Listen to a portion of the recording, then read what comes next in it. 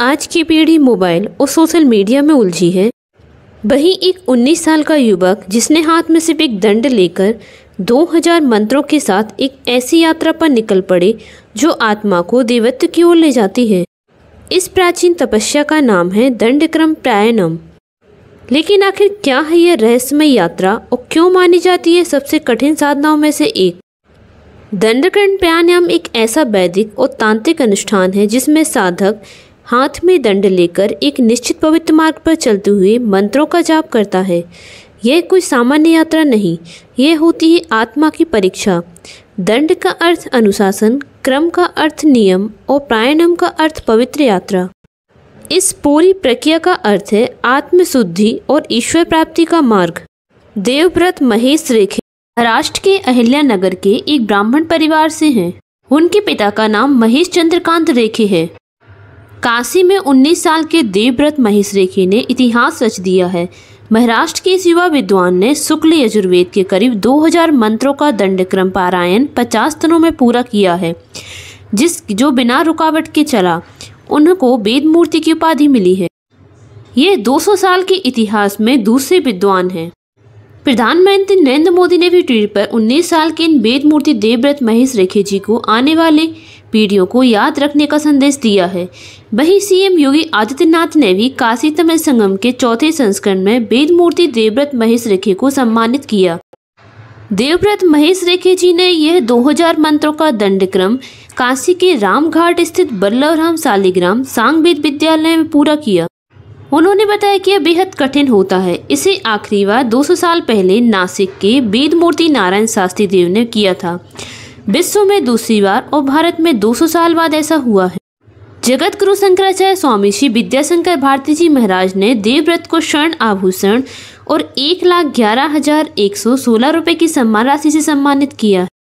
ये पारायण वेद पाठ की सबसे कठिन विधाओं में से एक माना जाता है, क्योंकि मंत्रों की लय, स्वर, उच्चारण में त्रुटिहीनता आवश्यक होती है। कहा जा रहा है कि पिछले लगभग 200 सालों से इस प्रकार का पूर्ण दंडक्रम पारायण सार्वजनिक रूप से नहीं हुआ था। उनकी इस उपलब्धि के बाद उन्हें वेद मूर्ति की उपाधि दी गई। वरिष्ठ विद्वानों, विद्या संस्थानों और धार्मिक समुदायों ने इस मेहनत और समर्पण की सराहना की। हिंदू वैदिक संस्कार, मंत्र पाठ और गुरु परंपरा जैसे प्राचीन आयामों को आज की युवा पीढ़ी द्वारा वापस जीवित करना यह दिखाता है कि हमारे धर्म संस्कार आज भी जीवंत हैं। समर्पण, अनुशासन और नियमित अभ्यास के माध्यम से कम उम्र में भी असाधारण उपलब्धियां लाई जा सकती हैं। उनकी सफलता ने यह भी साबित कर दिया कि भक्ति, विद्या, संकल्प अगर हो तो आधुनिक जीवन की तकनीकी व व्यस्त दौर में भी आत्मिक साधना संभव है। अब जानते हैं 2000 मंत्रों का रहस्य। इस अनुष्ठान का सबसे कठिन हिस्सा 2000 मंत्रों का निरंतर जाप। इन मंत्रों में हो सकते हैं जैसे ओम नमः शिवाय, महामृत्युंजय मंत्र, गायत्री मंत्र, दुर्गा बीज मंत्र। मान्यता है कि 2000 मंत्रों के जाप से 7 जन्मों के दोष भी कट सकते हैं। इन मंत्रों के नियम: लड़का दंड लेकर धीरे धीरे चलता हुआ मंदिर की ओर, जिसमें दंडक्रम प्राणायाम के नियम बहुत कठोर होते हैं, जैसे मौन व्रत, नंगे पांव चलना, सात्विक भोजन मात्र, ब्रह्मचर्य का पालन, क्रोध और आदतों का त्याग।